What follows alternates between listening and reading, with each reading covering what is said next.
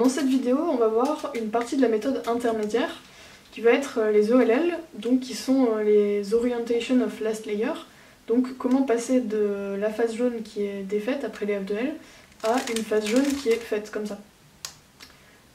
Comme c'est une méthode intermédiaire et pas encore plus poussée, on va avoir que 7 cas d'OLL qu'on va apprendre et il n'y aura que 2-3 algorithmes à apprendre pour résoudre les 8 cas en fait. Donc à chaque fois on va partir de la croix jaune qui est déjà faite. Donc normalement vous savez faire une croix jaune si vous avez suivi la méthode débutante.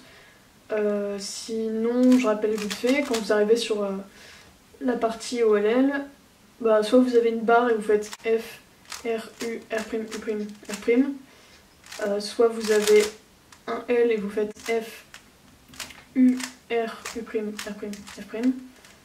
F', soit vous avez un point et vous faites l'un puis l'autre. Enfin, sinon allez voir la vidéo sur la croix jaune. Bah, du coup on va passer aux 7 cas d'OLL intermédiaire.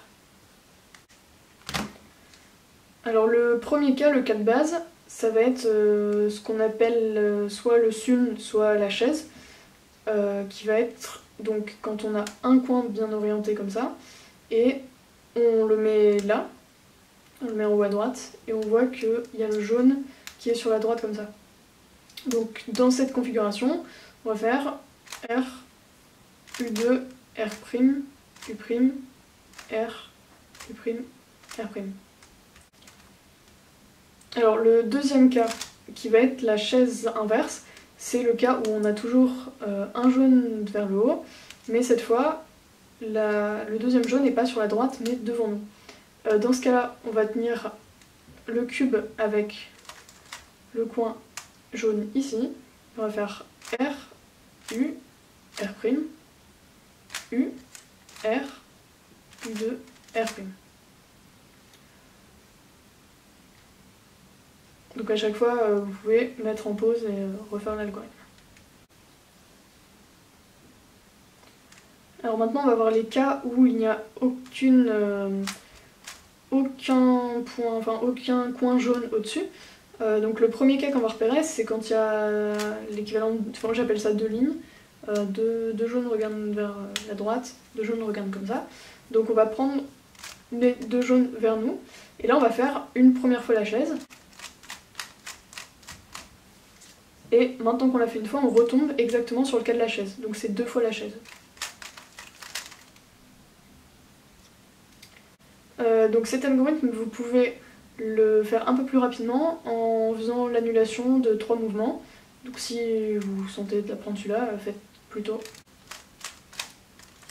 Et là, à la place d'insérer à nouveau en faisant R, U', R', vous faites ça.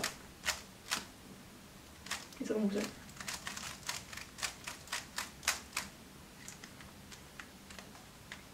Deuxième cas où il n'y a aucun jaune au-dessus, alors j'appelle ça le pi parce qu'il y a une barre ici et deux lignes là, donc on fait un pi. Dans ce cas-là, vous tenez le cube avec deux jaunes à gauche comme ça et un jaune devant, et vous pouvez faire une première chaise et vous retombez sur le cas de la chaise. Donc vous faites une chaise, U', chaise. Maintenant on va voir ce cas où il y a deux jaunes au-dessus et les deux autres regardent dans la même direction. Ça va être encore un algorithme avec l'utilisation des chaises. Donc on va tenir comme ça et on va faire chaise et on tombe sur la chaise inverse. Quand vous voyez, il y a ça et ça devant, donc on se met ici et on fait une chaise inverse. Donc pour récapituler, on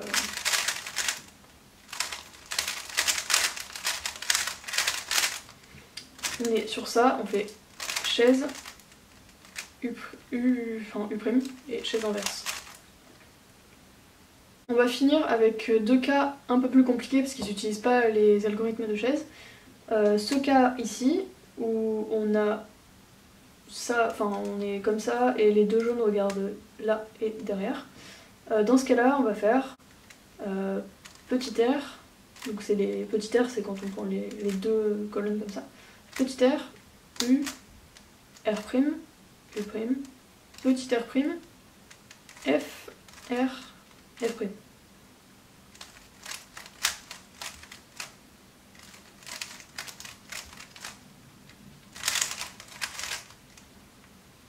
Tout dernier cas, ça va être le cas diagonal où on a deux jaunes comme ça et un qui regarde vers nous, un comme ça. On va tenir ici et on va faire f', petit r, u, r', u', petit r', f, r.